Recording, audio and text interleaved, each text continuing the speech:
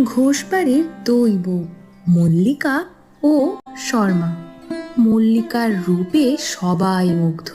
মাথায় এক ঢালা কালো চুল, চোখ দুটো টানা টানা, গায়ের রং ফর্সা। আর অন্যদিকে শর্মার মাথায় হাতে গোনা মাত্র কয়েকটা চুল। এই নিয়ে শ্বশুর বাড়িতে সারা দিন শর্মাকে খোঁচা দেয়। বলি, সূর্য তো মাথার ওপর উঠতে চললো, আজ কি আর চা পাবো না সকালে?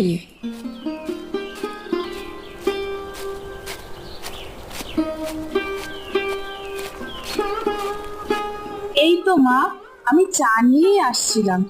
এই নিন মা, আপনার চা। এই দাঁড়াও দাঁড়াও, তোমাকে না কতবার বলেছি তুমি আমার সামনে যখন আসবে মাথায় ঘোমটাটা দিয়ে আসবে। সকাল সকাল তোমার এই বিদঘুটে চেহারাটা দেখে